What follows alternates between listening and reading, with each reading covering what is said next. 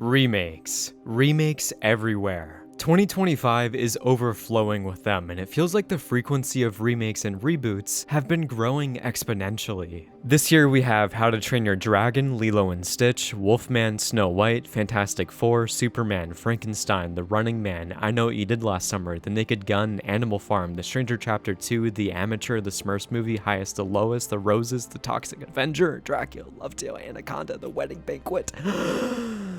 And I didn't even know there was a Return of the Living Dead remake coming out. This is just insane, and this isn't even bringing into account legacy sequels, which are kind of like soft reboots if we're being honest. So to statistically back up the sensation of increasing remakes, I methodically scrubbed through the last 20 years of movie releases and listed every remake and reboot. And moving forward, I'm going to bundle together the words remake and reboot as they have similar definitions, and this will generally save me time.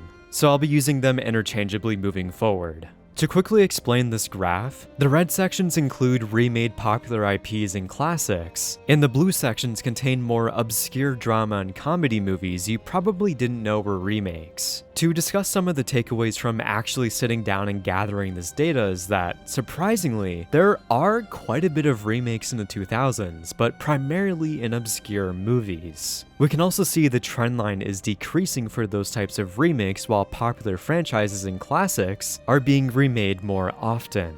Another interesting takeaway is that from 2017 onwards, besides 2020 and 2021, which were impacted by COVID, almost every year has at least 15 remakes. 2025 includes the most by a very big margin, and I could even be missing some obscure remakes that are coming out later in the year. So now that we have this graph, we can clearly see that yes, studios are heavily investing in remakes. This seems to be co-aligning with the underwhelming box office performance of original movies that's been taking place over the last decade. The unfortunate truth in theaters is that the vast majority of people only turn out for recognizable IP. It's hard to really blame consumers in this regard because if you were to only watch 1 or 2 movies a month, you'd most likely pick the blockbuster that you're already pre-invested in. This crushes original movies as the general ecosystem of competition destroys their outlook on box office revenue. Pair this with the fact that these movies will just show up on streaming in a few months. The theater experience doesn't enhance indies or small-scale dramas as much as they do for blockbusters, and just the added obstacles of commuting to a theater, potential bad moviegoers, and having to sit through 30 minutes of ads and trailers. This makes it to where there's not much point in paying $15 to $20 to see original movies in theaters. Surprisingly, even popular original movies really don't make as much money as you'd think. Remember Everything Everywhere All at Once? A mega hit, critical darling, excellent word of mouth, and it even won Best Picture. That movie only made $143 million. Albeit that's a success given its budget, but for how popular the movie was and it being re-released in theaters, you'd think it would have made way more money. Snow White, as an example, was universally hated by literally everyone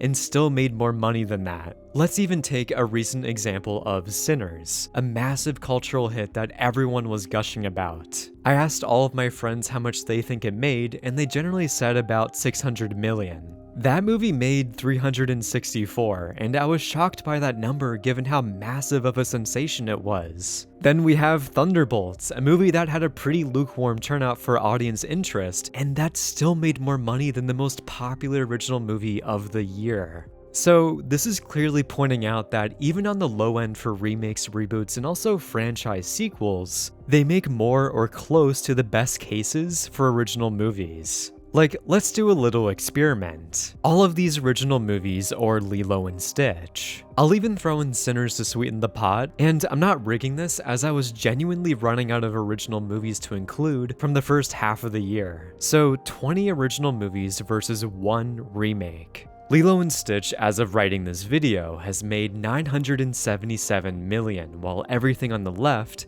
even with Sinners carrying them, made $953.2 million. This clearly illustrates that why wouldn't studios heavily prioritize remakes now? They're safer, have more appeal, can even make more money than the original due to nostalgia, and have the potential to score massive success at the box office. Also, another crazy thing is that most of these original movies have small budgets and they're still bombing. Like, Death of a Unicorn has an insane cast and a mostly intriguing premise, and that movie made $16 million on a $15 million budget. Only 4 movies on this side have grossed more than $50 million. That's depressing and is making me very worried for the film industry moving forward, where even extremely low-budget movies are considered a risk at this point. For context in the film industry, we've been seeing the death of mid-budget movies over the last decade, like movies within the range of $50-ish to $100 million. So given the performance of this slate of original movies for the first half of the year, I can definitely see studios taking away the lesson that they predominantly want to focus on remakes, which is upsetting to a degree, but it's hard to be frustrated by this because that's fundamentally what people want to watch in theaters. We still have the second half of the year, which tends to be stronger and more Oscar movies start to come out, but even those movies seem to be making far less than what they did a decade ago. To be fair though, we don't know how much money these movies are generating through rental sales and streaming deals, so those theoretically could be higher than box office performance. Since that's generally the reason why people are skipping these movies, it's not out of disinterest, but having a preference of watching it at home and for cheaper.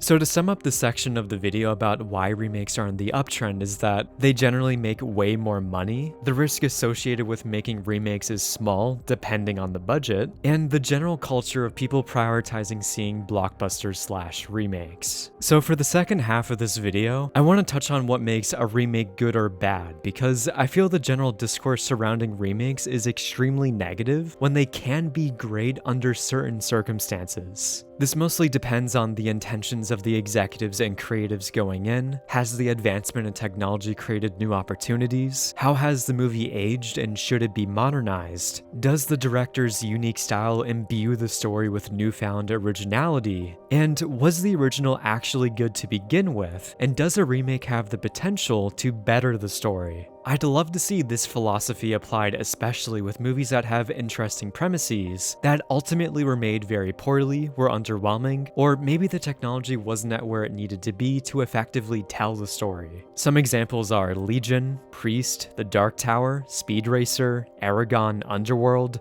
There are plenty of mediocre movies from the 2000s that could be made much better with remakes or just hiring a better director. Imagine how hard an Underworld remake would go directed by Chad Stahelski, the director of John Wick. There are so many dormant franchises that are clamoring for actual quality directors to tell their stories. To me, this is way more preferable than remaking an already great movie where the remake really doesn't have much to offer and at worst can be a downgrade from the original. Especially if you're going from a medium like animation, because that medium has certain strengths over live action. This is normally the case with almost all of Disney's live action remakes. That feels like a conveyor belt where a company is regurgitating the same popular stories over and over, while the former is uplifting and giving stories a second chance to shine. However, that seems kind of impossible because a studio investing a lot of money into a story that bombed would be a very daring business decision.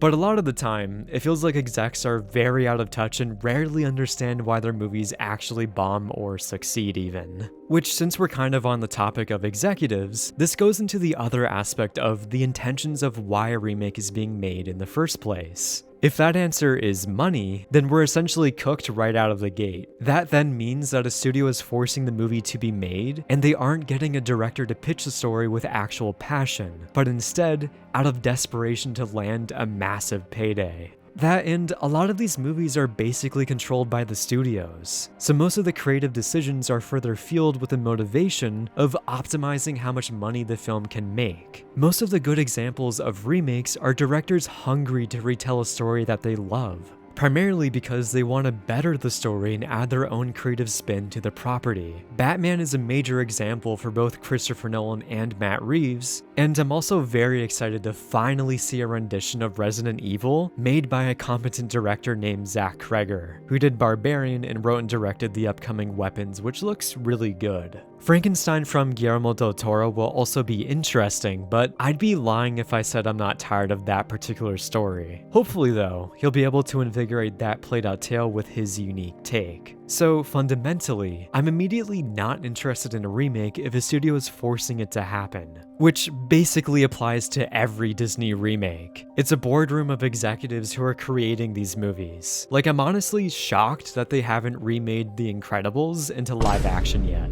On the flip side of the coin, sometimes a story is really old and hasn't aged very well over time. So remaking it with modern filmmaking techniques can give new directors way more versatility in telling the story they want. This doesn't apply to every remake because classics are kind of sacrilegious, and the second you adapt one, you open yourself up to immense scrutiny and needing to clear an impossible bar of quality. RoboCop?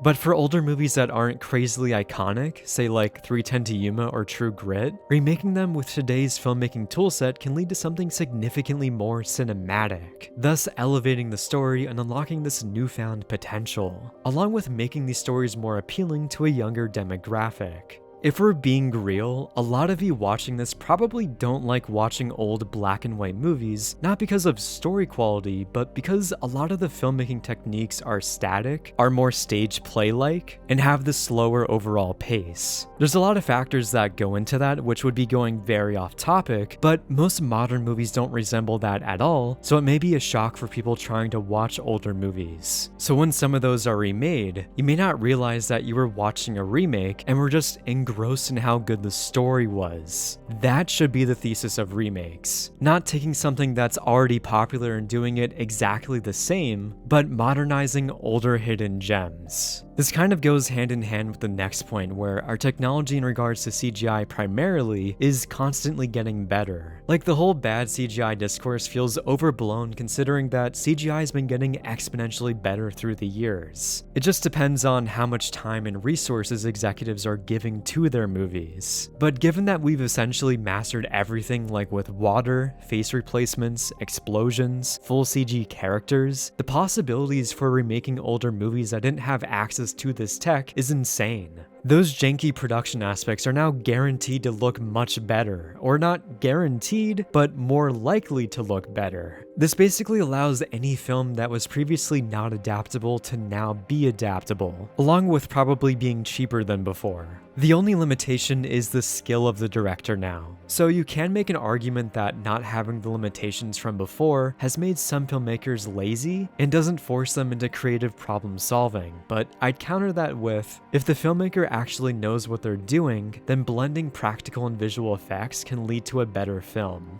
This leads into the last aspect, where the only time remakes are at their best is when an auteur is making the film. Their unique vision and style leads to a film brimming with new flavors that energizes a dormant story into newfound greatness. The same thing applies to food. I'd much rather have a Michelin star chef making my meal instead of going to McDonald's. And the kicker here is that those higher quality films aren't priced significantly higher. You have the choice of seeing and supporting innovative visions as opposed to content. Kind of an interesting example regarding this is in 2022, two separate remakes of Pinocchio were released. One by Guillermo del Toro that was stop motion, and the other by Disney, which I didn't even realize was directed by Robert Zemeckis, and had a pretty strong cast. That movie was basically dead on arrival, was a massive critical flop, and you're probably just hearing about the movie for the first time, which is basically proof in of itself about how bad the movie was. Then we have Guillermo's rendition, and right away this instinctively seems more interesting because we're adapting the story in a way that's never been done before, while also treating the story with more maturity and still including some crazy and wacky elements. A lot of the time, these creative directors can also mold the source material and make multiple interesting changes that betters the original story. That's also a separate, very deep topic where directors and writers have to toe the line of being faithful to the original and making changes to better fit the source material to the new medium.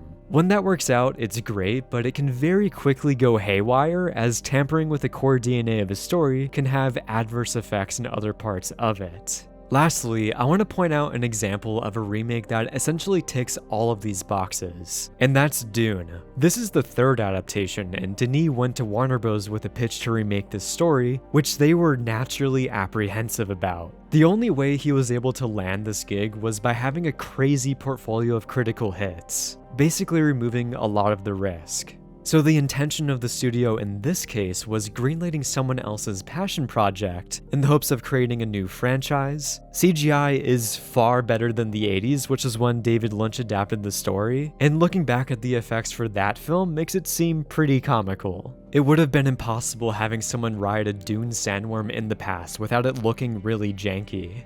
Then every other production aspect like sound mixing and cinematography are at absolute peaks. Denis' meticulous and methodical directing approach and wanting to increase the epicness and spectacle gives the movie a unique style. And the original remakes have definitely not aged very well and are pretty mixed in terms of adapting the actual source material. So making a new movie on Dune basically has a high chance of raising the quality of this story, as opposed to remaking a classic. This should be the model for how all remakes are made if studios actually want good films. Obviously though, they don't really care about how good they are, just as long as they're serviceable enough to please the general audience. Which, I haven't seen How to Train Your Dragon yet, but that seems like that philosophy in a nutshell. Deliver something that's pretty much the same, the audience shows up primarily out of nostalgia and love for the original, and profit. I'd be shocked if we don't get a bunch of DreamWorks live-action movies going forward. God forbid we get a live-action Shrek movie or Minions live-action. That would literally be demonic. So to kind of touch on remakes and their impact on the industry to close out this video, they seem to be dampening original voices as most of the money in greenlighting are going towards remakes now. There's no incentive on pushing the envelope for storytelling as that's inherently too risky. We're long past the days of studios taking massive gambles on handing young and scrappy directors huge trilogy adaptations like Lord of the Rings. Just thinking about the circumstances of how that was made is crazy and would never be made today. Currently, the tolerance for supporting original voices is extremely low, and given the trend line of increasing remakes and studios forcing them into existence, the industry is forming a dire state that's more representative of a production assembly as opposed to meticulously crafting something with love and devotion. Thanks for watching, and my Letterboxd, Discord, and Patreon links are in the description. I discuss and rate more movies on those sites since covering everything on this channel is literally impossible. Thank you to Logan Farmer for being my top patron and allowing me to better succeed on this platform.